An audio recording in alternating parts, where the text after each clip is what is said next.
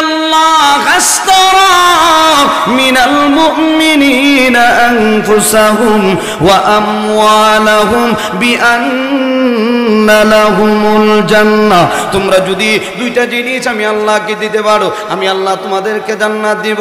এক নাম্বার হইল তোমরা যদি জান দিতে পারো জান্নাত পাইবা, তোমরা যদি মাল দিতে পারো জান্নাত পাইবা। সাহাবীরা আয়াতটা যখন শুনছে এমনিতেই সাহাবীরা আমল করতে শুরু করছে। আল্লাহর নবী যেহেতু জানায়া দিয়েছেন, আল্লাহ যেহেতু পছন্দ করেছে, আর দেরি করা যায় না। বাগানটা আল্লাহ রাস্তায় খরচ করে দিল। যার কাছে যে জিনিসটা প্রিয় ওই জিনিসটা মুহূর্তের ভিতরে আল্লাহ রাস্তায় খরচ করে দিয়েছে। এই হলো কোরআনের প্রতি সাহাবীদের ভালোবাসা। আর আমাদের ভিতর কতটুকু ভালোবাসা। বারবার হুজুর আওয়াজ করে নামাজ ফাঁসক্ত করেন ছাইরেন না, রোজা রাখেন ছাইরেন না, হজ করেন ছাইরেন না, জাকাত দিয়েন ছাইরেন না। এখন জাকাত দিয়ে 3টা কাপড় 5টা লুঙ্গি, জাকাত শেষ দেয় না। হ্যাঁ, পরিপূর্ণ যদি মানুষের জাকাত দিত বাংলাদেশের মধ্যে একটা মানুষও গরিব থাকতো না। পরিপূর্ণ যদি মানুষ জাকাত দিত কেউ আর বাংলাদেশের মধ্যে মানুষ ভিক্ষা করত, জাকাত দেয় না, সঠিকভাবে দেয় না। টাকা বাঁচানোর জন্যে আমার এক মুসল্লি খুঁয়েই দেয়, বেচারা জাকাত আয়ে 35 লক্ষ টাকা। কয় লাখ? লাখ 35 শুধু জাকাত আয়ে, জাকাত। তাহলে লোকটার কি পরিমাণ সম্পদ আছে? যে জায়গা আছে বর্তমানে তেমুখী পয়েন্টের আশেপাশে কোটি কোটি টাকার সম্পদ। এখন যদি এই সম্পদ আর যে গাড়ি গুড়ি আছে হিসাব করে দেখা যায় এত জাকাত। এখন বেচারা আমার প্রশ্ন করে, হুজুর কিছু কম দিল হইতো না? 35 লাখ, বাপরে বাপ, টাকা তো আর কম না। এই 35 লাখ টাকা জাকাত দিব, ওই 35 লাখ টাকা তো আরো 2-3টা গাড়ি কিনে নিবে। এখন লোকটা পরে শুনলাম আর কি, যতটুকুই শুনলাম, যে লোকটা 5 টাকা খরচ করে না চা খাইবার লাগে, এই লোকটা 35 লক্ষ টাকা জাকাত দিব নি। জাকাত দিব দূরের কথা, 5 টাকা 12ই দেয় না রাস্তাঘাটে। তাহলে এই যে লোকটা সম্পদ বানাইছে, সম্পদটা হালাল নাকি হারাম? জাকাতের মাল, এটা গরিবের হক। আপনি গরিবের হক মেরে খাইলেন, আপনার এই পুরা সম্পদটাকে আপনি হারাম বাড়াইয়া দিলেন। যত জীবন সম্পদ থাকবো তত জীবনও হারাম খাইলেন। তাহলে ইবাদত করলে আল্লাহর কাছে ডাইরেক্ট কবুল হয়ে যাবে গিয়া। এই জন্য আসেন, জিকিরের 1 নাম্বার ব্যাখ্যা কি স্মরণ আসেনি? কি বলেন তো 1 নাম্বার ব্যাখ্যা কি? কোরআন। জিকিরের 1 নাম্বার ব্যাখ্যা কোরআন। আল্লাহ বলেন, তোমরা যদি কোরআন তেলাওয়াতের মাধ্যমে আমি আল্লাহকে স্মরণ করতে পারো, আমি আল্লাহ তোমাদেরকে স্মরণ করব। সবাই জবান খুলে একবার আওয়াজ করে বলি সুবহানাল্লাহ। এবার আসুন 2 নম্বর ব্যাখ্যা। জিকিরের 2 নম্বর ব্যাখ্যা হইল উপদেশ। কি উপদেশ? নবী আপনি মানুষকে কোরআনের মাধ্যমে উপদেশ দেন, মানুষকে ঈমানের প্রতি দাওয়াত দেন। ফাযাক্কির বিল কোরআনি মান ইয়াখাফু ওয়াঈদ। বন্ধু, আপনি মানুষকে কোরআনের মাধ্যমে নসিহত করেন, উপদেশ দেন, ভয় দেখান, জাহান্নামের ভয় দেখান, জান্নাতের লোভ দেখান, জান্নাতের আশা যেন মানুষের ভিতরে ঢুকে, আর জাহান্নামের ভয় দেখান। নবী আপনি মানুষকে উপদেশ করুন কোরআনের মাধ্যমে। সুবহানাল্লাহ জোরে কান। আমার ভাই, নবী আমার শুধু কোরআন তেলাওয়াত করে। নবীর তেলাওয়াত এত মধুর তেলাওয়াত, নবীর কণ্ঠ এত মায়াবী কণ্ঠ। নবীর তেলাওয়াত যদি কেউ হঠাৎ করে শুনে কালিমা পরে মুসলমান হয়ে যায়। শুধু তা না, নবী আমার এত সুন্দর চেহারাওয়ালা একজন নবী, যে নবীর চেহারা দেখা মাত্রই কেউ যদি হঠাৎ করে নবীর চেহারা দেখা মাত্রই সঙ্গে সঙ্গে কালিমা পরে মুসলমান হয়ে যায়। তাহলে আমার ভাই, আল্লাহ বলেন নবী আপনি শুধু কোরআন তেলাওয়াত করেন, আপনার দায়িত্ব মানুষকে কোরআন তেলাওয়াত করানো। আর হেদায়েতের মালিক আমি আল্লাহ, আমি আল্লাহ যাকে বুঝবো তাকে হেদায়েত দান করব। নবী শুধু কোরআন তেলাওয়াত করে, নবীর কোরআন তেলাওয়াত এত মজার তেলাওয়াত, নবীর তেলাওয়াত শোনার জন্য বেঈমান কাফেরগুলি এতই দাওয়ানা থাকতো যে আবু জেহেল, উতবা, সাইবা, আবু লাহাব নবীর তেলাওয়াতের বিরোধী। এখন দেখা যায় গভীর রাত যখন হয়, এই আবু জেহেল, উতবা, সাইবা নবীর তেলাওয়াত শোনার জন্য পাগল হয়। দিনের বেলায় ঘোষণা দেয় মুহাম্মদের তেলাওয়াত শুনবা না, শুনলে দল দিবে গিয়া দেও না। এলাকার মানুষ যারা আছে আর ভয় দেখা যাই না, পাগল হয়ে গেছে গা মুহাম্মদ আমাদের ধর্মের বিরুদ্ধে কথা কা, নাউজুবিল্লাহ জোরে কান। আর রাত্রি যখন হয় আবু জেহেল কয় যাক দিনের বেলা তো নিষেধ দিয়েছি, বাতিজার তেলাওয়াতটা যে মজা লাগে। রাত যখন হয় ফজরের আগ টাইমে এখন দেখা যায় আবু জেহেল, উতবা, সাইবা, আবু লাহাব বেড়ার সাথে কান লাগায় মুহাম্মদের তেলাওয়াত শুনে। নবীজির তেলাওয়াত কত মধুর তেলাওয়াত। আবু জেহেল মনে মনে কয় মুহাম্মদ যে তেলাওয়াত করে এটা তো নিজের পক্ষ থেকে করে না, এটা তো কার কালাম। কিন্তু বিশ্বাস করে না, সবার সামনে কয় না যে এটা সঠিক, এটা মানন লাগবো, এটা কয় না। কেন কয় না? বলে চেয়ার যেটা আছে এটা যাইবে গিয়া, চেয়ারের যে গদি আছে এই গদি আর টিকবে না। এই জন্য আবু জেহেল নবীর ধর্ম ধরতে রাজি না, কারণ চেয়ার যাইবে গিয়া। এই জন্যে জানে যে এটা সঠিক, কিন্তু এরপরও মানে না, গদির কারণে, একমাত্র চেয়ারের কারণে। ঠিক কিনা জোরে কর। দেখছেন না 14 বছর 15 বছর 16 বছর রাজত্ব করছে, নাস্তিক হয়ে গেছে গা, চেয়ার ছাড়ছে না। জোরে কর না যে আপনারা মাঝে মধ্যে কইছে না গার ভাঙ্গে লিব, এই ভাঙ্গে লিব, এই ভাঙ্গে লিব। এখন দেখা যায় নাস্তিক হইতে রাজি, মগর চেয়ার ছাড়তে আল্লাহ কো ছাড়তি না, এমন সাইজেনে ফেলাই। বাইরিতে বাইরিতে এখন দেশও জায়গা নাই, বাহিরে যাওয়ার কোনো সিস্টেম নাই, মাটির নিচে। এখন কোন জায়গায় কোন মাটির ভিতরে আছে একমাত্র কুত্তা নিয়ে ধরা সম্ভব, আনালে সম্ভব না। বিডিআর কুত্তা দরকার। ঠিক কিনা জুড়ে কর। আল্লাহ কো সাইজ করলে ভালো করে করি, আর নাইলে ধরি না।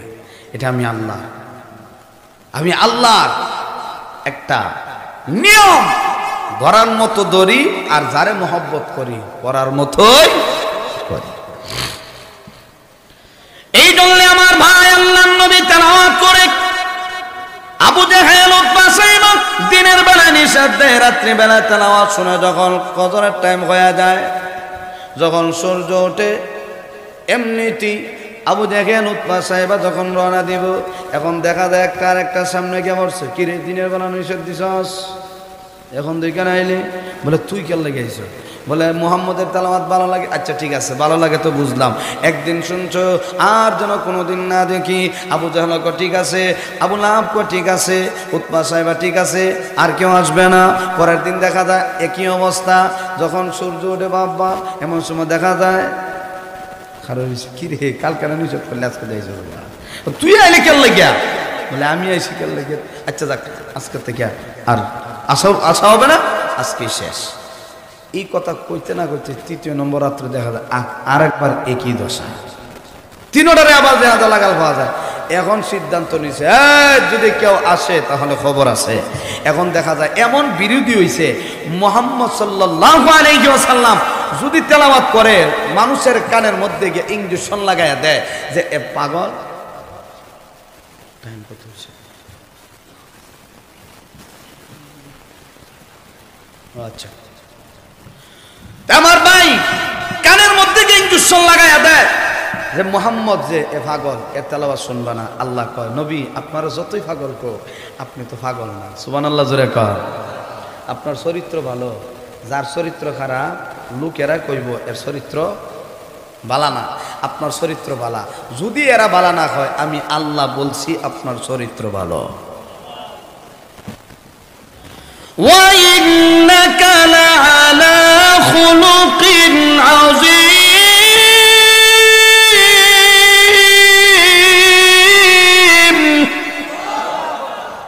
আল্লাহ কয় বন্ধু আপনি মহান চরিত্রের অধিকারী, চরিত্র কত ভালো চরিত্র আপনার। এরা যতই আপনারা পাগল কোক, আপনি পাগল না, এরা পাগল। সুবহানাল্লাহ জোরে কান।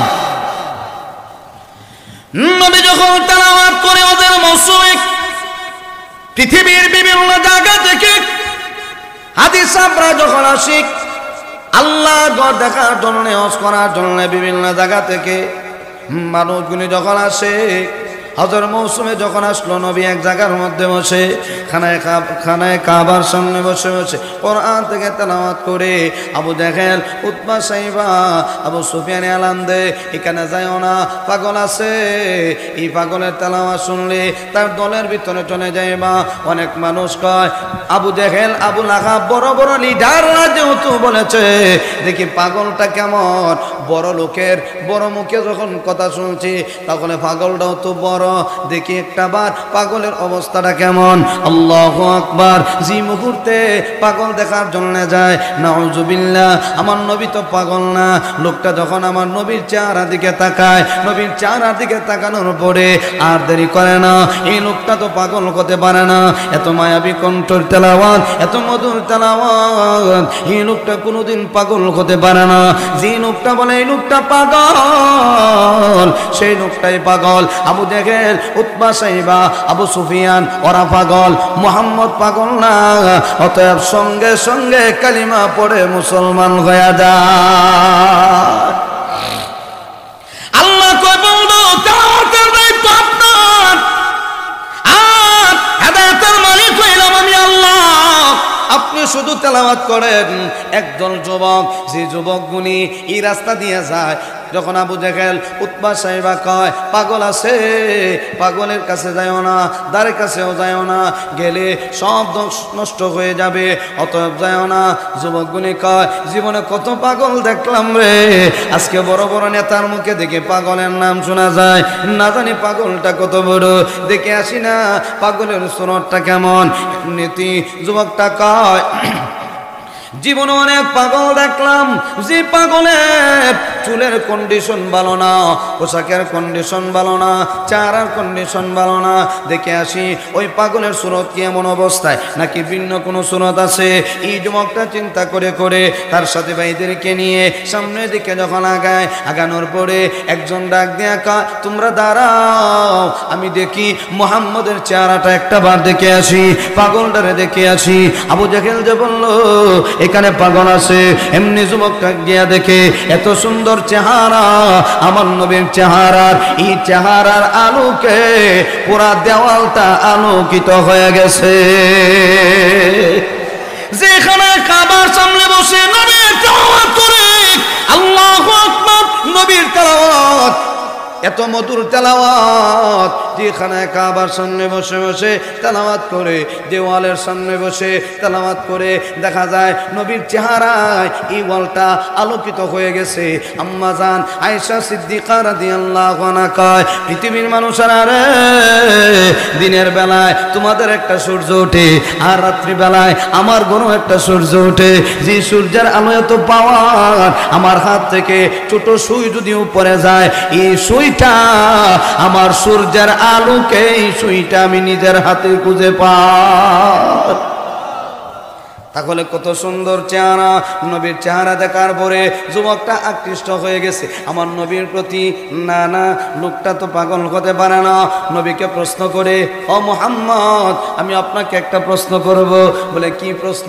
বলে আমার জীবনে অনেক অভিজ্ঞতা আছে, আমি অনেক পাগল দেখেছি, পাগলের অনেক সুরত দেখলাম। আল্লাহু আকবার। আমি দেখেছি পাগল যে হয় তার চেহারার কন্ডিশন ভালো না, চুলের কন্ডিশন ভালো না, পোশাকের কন্ডিশন ভালো না, কিন্তু আমি আজকে দেখি সব ব্যতিক্রম। এই যে এখানে ঘোষণা দেয় এখানে পাগল আছে, আমি আসার পরে দেখি লোকটা আপনি তো কোনোদিন পাগল হতে পারেন না, আপনার চেহারা এত সুন্দর, আপনার তেলাওয়াত এত মধুর, আপনি কোনোদিন পাগল হতে পারেন না। ও মুহাম্মদ, অতএব প্রমাণ হয়ে গেল আপনি সত্য নবী, আপনি যা বলতেছেন সব সত্য, কোনো কিছুই আপনার জবান থেকে মন করা বের হয় নাই, এটা আসমান থেকে একটা ফয়সালা। যুবকটা আবার তার সাথী ভাইদেরকে ডাক দেয়া কয়, এ আমার সাথী ভাইরা, আয় আয়, এই লোকটা কোনোদিন পাগল হতে পারে না, আজ থেকে আমরা সাক্ষী দিলাম রে, এই মুহূর্তে আমরা সকলে হাত বাড়ায় দিলাম, নবী গো আমাদেরকে কালিমা পড়ায়া মুসলমান বানায়া দেয়।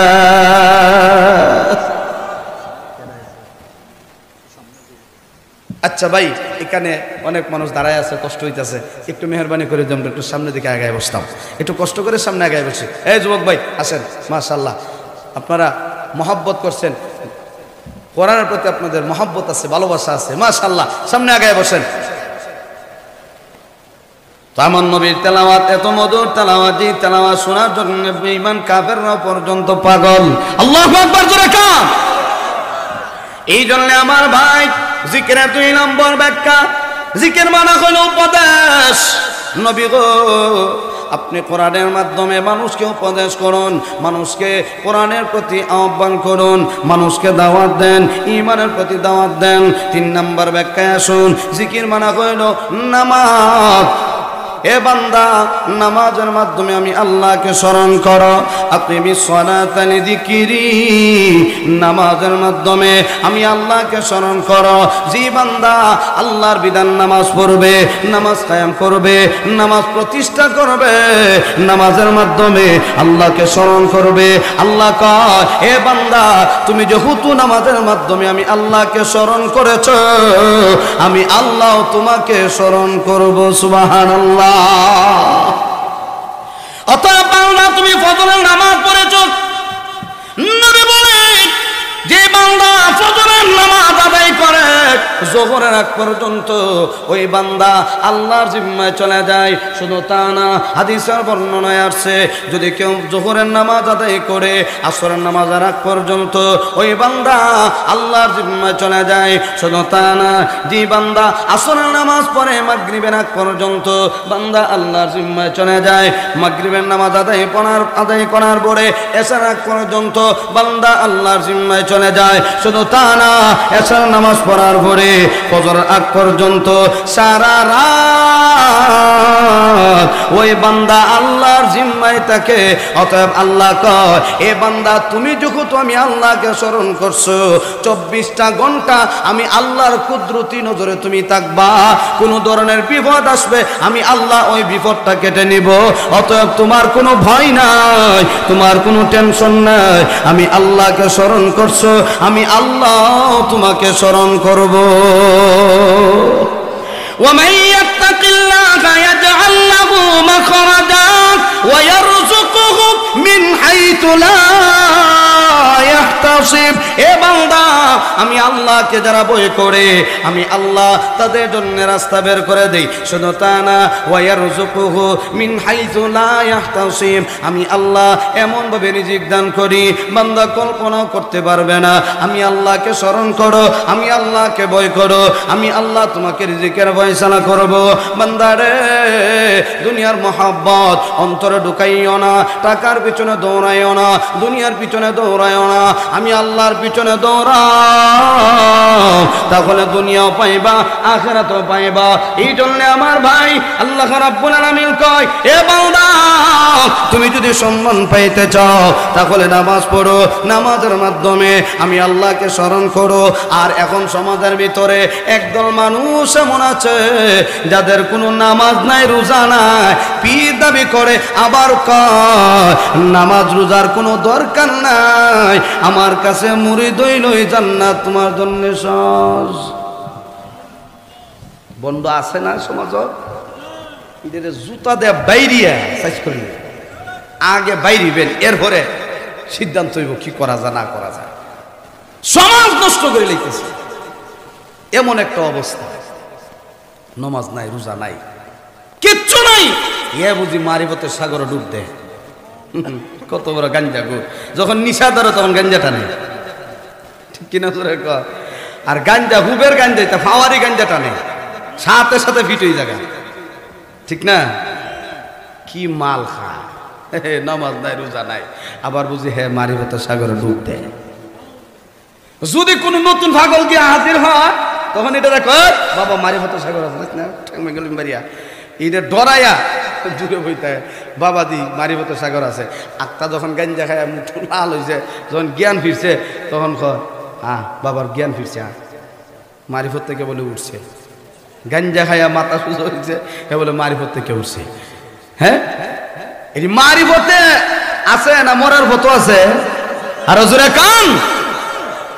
আল্লাহ কয় মারিফত হাসিল করবা তো ইবাদতের মাধ্যমে মারিফত হাসিল করে। সুবহানাল্লাহ, জোরে কয়। একটা মাসালা শিখাইয়া যায়, যারা পীর দাবি করে, পীর হওয়ার জন্য 1 নাম্বার শর্ত সে আলেম হতে হবে। এটা মাথার মধ্যে রাখবেন। সে যদি আলেম হয়, পীর দাবি করে, রাইট। আর যদি আলেম না হয়, গন্ড মূর্খ হয় আর দাবি করে পীর, আগে 100 পিটাইবেন, পরে পুলিশের হাতে তুলে দিবেন। ফিসাব হওয়ার জন্য আরেকটা শর্ত হইল তাফসিরে জালালাইন, মিশকাত শরীফ ফরানোর যোগ্যতা তার তখন লাগবে, আর নাইলে পীর দাবি করতে পারবে।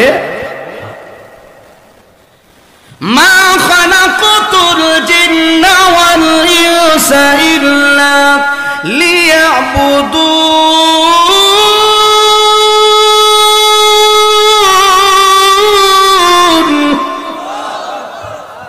আল্লাহ কয় বানাইছি মানুষ জাতিরে, জিন্নাত জাতিরে ইবাদতের জন্য। এখন ইবাদত করলে মারিফত হাসিল হয়। কেমনে হয়? তাফসিরে জালালাইনের ভিতরে লেখে ইল্লা লিয়াবুদুন আই লিয়ারিফুন। বান্দা তুই ইবাদত কর, আমি আল্লাহর মারিফত অর্জন করতে পারবে।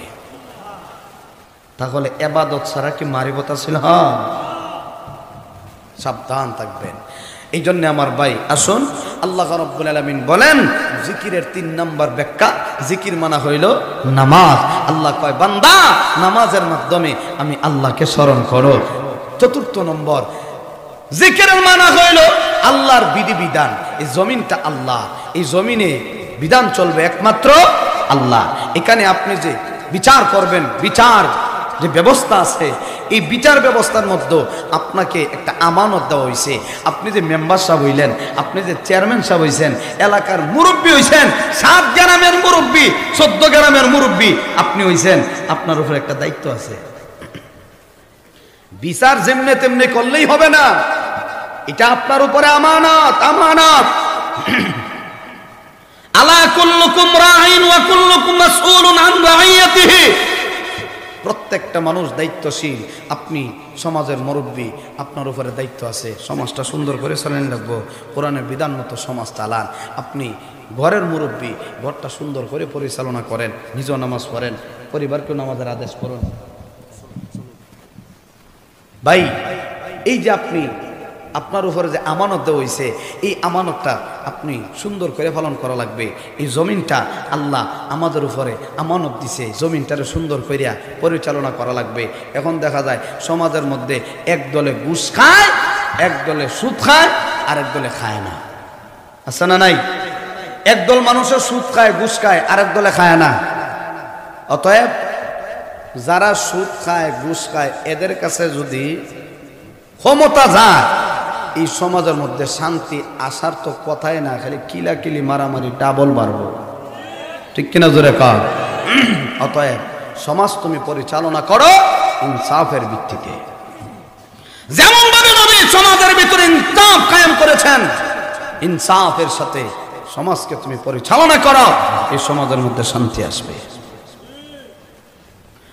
নবীজির পালক পুত্র যায়েদ ইবনে হারেসা, উনার একটা ছেলে উসামা ইবনে যায়েদ নবীজির নাতি। উনার গোষ্ঠীর মধ্যে, নবীজির গোষ্ঠীর ভিতরে একটা মহিলা চুরির মধ্যে ধরা খাইছে। আর আল্লাহর কোরআনের আইন হইল যে চুরি করে তার হাত কেটে দাও, তার হাত কেটে দাও। যখন এই মহিলা ধরা খাইছে, এখন সাহাবীরা চিন্তা করে, হাই রে হা, নবীর গোষ্ঠীর লোক, এখন যদি এই মহিলা নবীর সামনে যায়, নবী তো কোরআনের আইন মোতাবেক তার হাত কেটে দিব। আর এই মহিলার হাত যদি খাটে, তাহলে তো এই সমাজের এই গোষ্ঠীর নাক কাটা যায়। অতএব নাক কাটা না যাওয়ার জন্যেই সাহাবীরা সিদ্ধান্ত নিয়ে উসামা ইবনে যায়েদরে দিছে দায়িত্ব দিয়া, কয় ও উসামা ইবনে যায়েদ, তুমি পারবা কইবা যে এই মহিলাটা বুঝছে না, যেহেতু চুরি করে লাইছে, হুজুর আপনি অন্যান্য কোনো সিস্টেমে নি মহিলাটার একটু বাঁচাইয়া দেওয়ান যা। যদি বাঁচাইয়া দেওয়া যা, তাহলে তো নাক কাটা থেকে বাঁচলাম। এই বুদ্ধি দিয়া উসামা ইবনে যায়েদ তো ছোট বেটা, দিছে বুদ্ধি, নবীর কাছে গিয়া কইছে, দাদা এই অবস্থা, মহিলা চুরির মধ্যে ধরা খাইছে, এখন কি করা যায়? নবীজির মাথা গরম। ও আমার সাহাবীরা, অতীতে যারা এই বেইনসাফি করছে তাদের উপরে শান্তি আসে নাই, অশান্তি নেমে আছে। অতএব তোমরা কি চাও অশান্তি আসবে?